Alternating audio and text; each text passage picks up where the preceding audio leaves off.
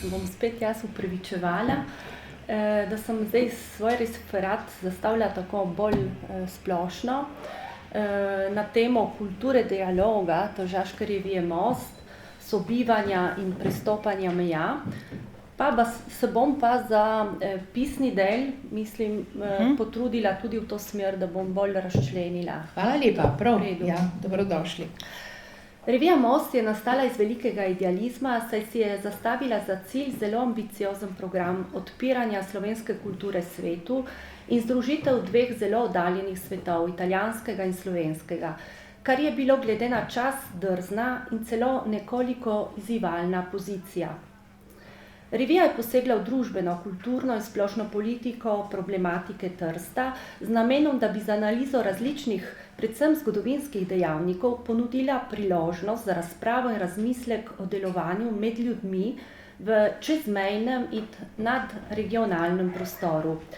Z analizami, razpravami, odprtimi tribunami, s posredovanjem novosti slovenske književnosti Italijanom in italijansko oziroma tržaške stvarnosti Slovencem v Matici, so mostovci skušali vzbuditi pozornost in spodbujati bralce k razmišljanju o kulturi dialoga in odpiranju drugemu, in torej vprašanju mednacionalnih odnosov v mestu brez strahu in predsodkov. Osvetliti pomembnost kulture dialoga kot dvostranske komunikacije na družbeni ravni za soustvarjanje pozitivne družbene klime predpostavlja dvostransko sporazumevanje. Obstoječe asimetrično razmerje med italijansko in slovensko skupnostjo v Trstu, dejstvo, da Slovenci znajo italijanščino in Italijani prezirajo slovenščino, je tržaškim Slovencem prepuščalo vlogo ne le posredovalcev, ampak tudi prinašalcev dodatne vrednosti. Zaradi hkratnega bivanja v dveh komunikacijskih sistemih slovenski manjšinski del Trsta paradoksalno zastopa središčno vlogo, ker samodejno, tako rekoč avtomatično vstopa v kulturo drugega skozi dialog, se naravnava, orientira med spornimi ali nasprotnimi gledišči, razčlenjuje retoriko prostora, zavrača nekonstruktivne argumentacije, prepoznava protislovja, torej zna prisluhniti kompleksni identiteti mesta. Komunikativnost namreč vodi v družbeno integracijo, v homologen multikulturen prostor, kjer posamezne skupnosti zadostijo svoji identifikacijski potrebi z novimi povezovalnimi modeli, z drugačnimi duhovnimi in kulturnimi koordinatami. S podobno zastavljeno programsko angažiranostjo so si mostovci prilaščali središčno vlogo v Trstu, predstavljali so sintezo različnih duš mesta in ponujali možnost artikulacije novih miselnih postavk. Zavzemali so se za vzdrževanje heterogenosti tržaške tradicije, množično sožitje različnosti, ki je značilna za družbo sodobne Evrope. Revija je predstavljala prisotnost slovenske narodne skupnosti v Trstu kot posebnost, ki razlikuje in ločuje Trst od drugih italijanskih mest. Prav analiza te specifičnosti je predstavljala tudi pregled zgodovinskega razvoja mesta kot srednjeevropskega urbanega centra. Po mnenju avtorjev bi se Trst le po tej poti lahko vključeval v takratni širši srednjeevropski prostor. Le kot tak bi lahko igral pomembno vlogo v razvoju italijanske družbe v najširšem smislu. Pri obujanju skupnih kulturnih shodišč, tako imenovane Mitteleurope, pa se Most ni skliceval na literarno pribežališče habsburškega mita v Trstu, nostalgičnega ideala in utopije, ki je očaral marsikaterega sodobnega italijanskega avtorja, marveč na prebujeno občutljivost družbenih, kulturnih in političnih izkušenj srednjeevropskega sveta, ki so predstavljale pogoj za osamosvojitev Slovenije in drugih vzhodnoevropskih držav. V 30 letih njenega izdajanja so se vsebinska izhodišča in problemskost obravnavanih tematik spreminjala in nadgrajevala, kar je kazalo na izjemno odprtost in široko zasnovo revije. Revija Most začne izhajati v času splošnega optimizma in splošne liberalizacije, tako v evropskem kot svetovnem smislu, ko so se podirale stare miselne pregrade in se iskale v nove poti na oblike sožitja med ljudmi, spoloma, narodi, ideologijami.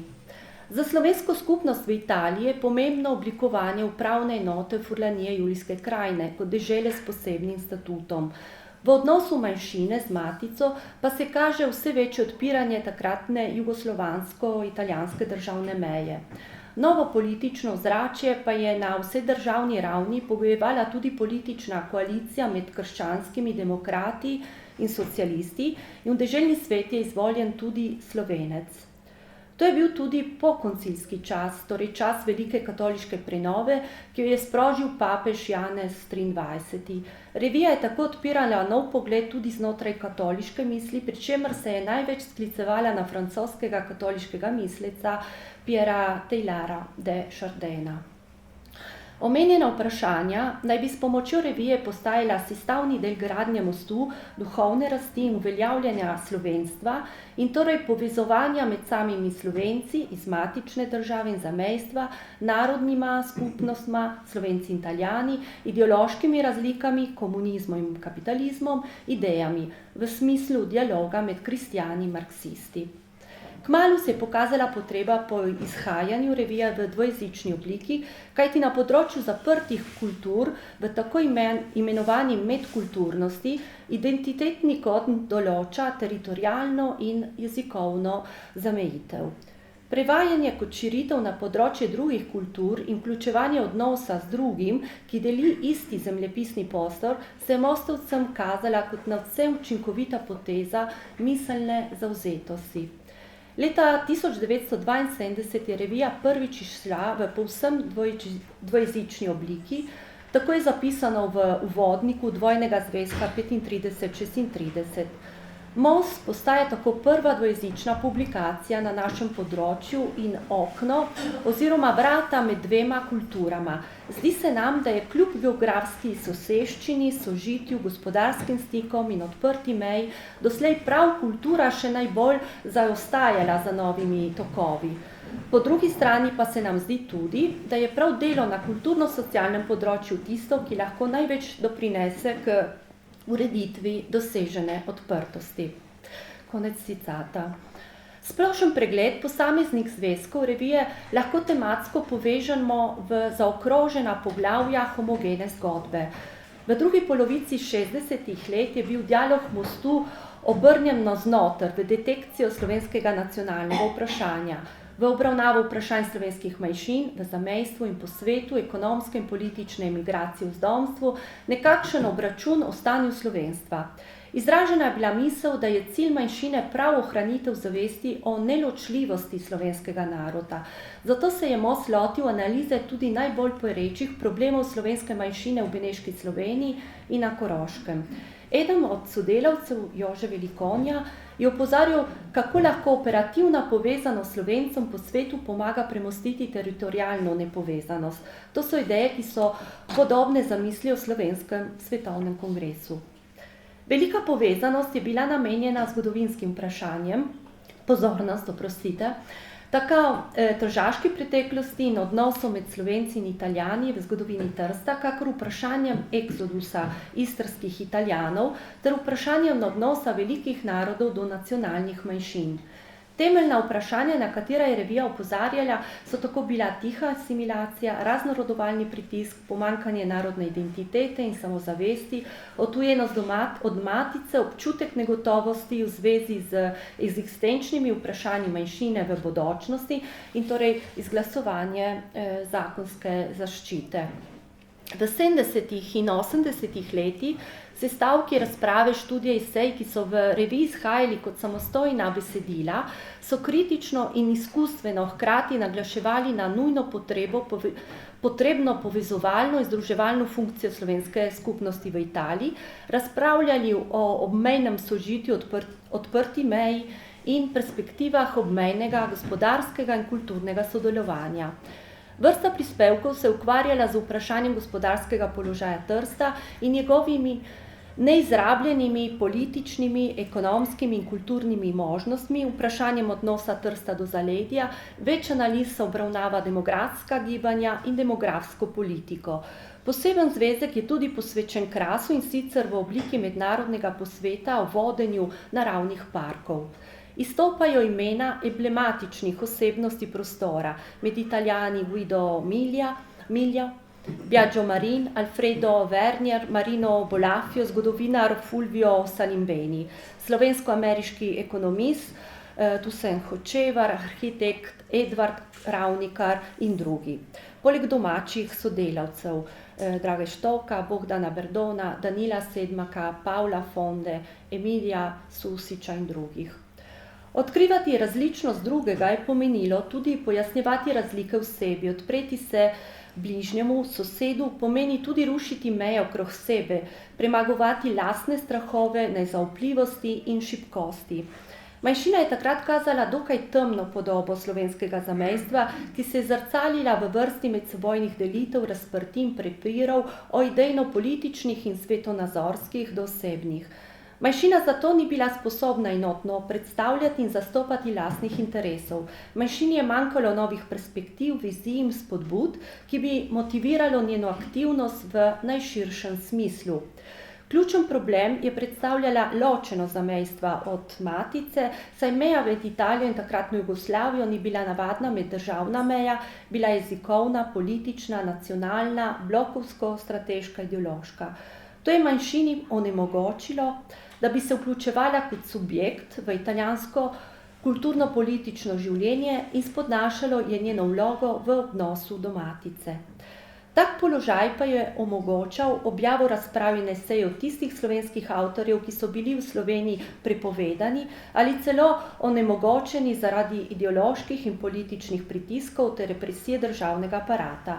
S tem je revija dobivala posebno razsežnost, saj so v njej našli prostor za objavljanje pisatelji iz Slovenije, bivši disidenti, emigranti, zdomci. Revija je tako ponujala platformo za ideološko neobremenjen dialog. V njej najdemo prispevke bivših sodelavcev ukinjene revije Perspektive, objavljena je dolga vrsta člankov in razmišljanj o Kocbeku, Balantiču, Bartolu. Zanimivi so prispevki Marjana Rožanca, Leva Detele, Tarasa Karmaunerja, Veljka Rusa in drugih. S takim konceptom je revija pravzaprav stala pred matico, saj so v Sloveniji razprave o mnogih teh vprašanj prišle na vrsto šele mnogo let pozneje. Mnogo več je bilo v reviji člankov in razprav, ki so bili posvečeni splošnim kulturnim in družbenim vprašanjem. Večkrat je revija tudi obnavljala razprave, ki so jih njeni sodelavci predstavljali o praznih srečanjih, predavanjih in okroglih mizah. Taka srečanja je organiziralo istoimensko kulturno društvo Most, sodelovanje Tržaškega krožka za kulturo in umetnost. Srečanja so imela tudi velik odmev v časopisju, zato je nesporna njihova zasluga za ovrednotenje nekaterih literarnih del pisateljev in pesnikov, ki so ustvarjali v neposredni zvezi s Trstom. Prav primerjava med Kosovelom in Zlataperjem ali pa polemike v izidu Tomicovega romana Prijateljstvo kažeta na željo in upanje, da bi v Trstu že živelo neko skupno kulturno življenje med Slovenci in Italijani. Najpomembnejša urednika revije Most sta bila Aleš Lokar in Vladimir Vremec. Domen nobeden od drugih njunih sodelavcev, kot na primer Stanko Janežič, Lev Detela, Alojz Rebura ali Drago Štoka, ni tako očitno zaznamoval idejni profil revije. Takoj po ustanovitvi revije je z uredništva izstopil Vinko Beličič, ki je bil generacijsko najbolj oddaljen osrednji skupini okrog revije. Leta 1967 pa je stopil v uredništvo Marjan Rožanc, ki je v tem času postal reviji nekak duhovni mentor.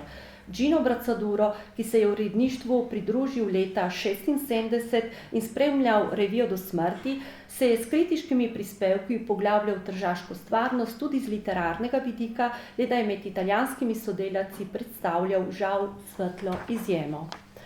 Lokar in njegovi sodelavci, ki so idejno izhajali iz umirjene katoliške sredine, so si prizadevali tudi za stike z drugimi političnimi ali ideološkimi skupinami, nenazadnje tudi s političnimi nasprotniki. Zato Most ni predstavljal strankarskega ali politično ostro profiliranega in opredeljenega glasila, saj je kot tak lahko izpolnjeval svojo programsko jasno začrtano poslanstvo.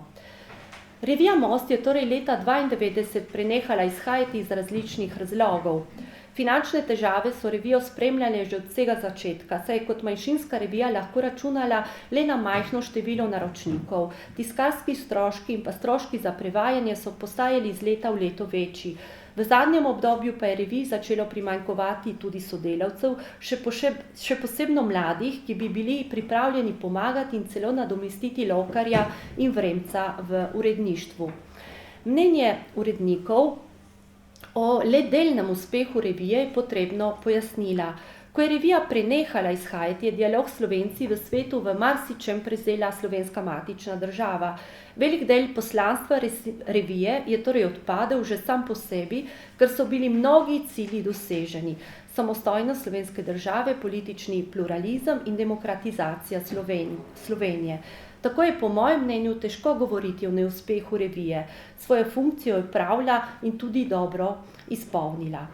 Mostovci so z opozarjanjem na hibridnost tržaškega prostora in s poudarjanjem pomembnosti sobivanja kazali na enotnost drugačnega in komplementarnega, kar je perspektiva multikulturnega bogatenja.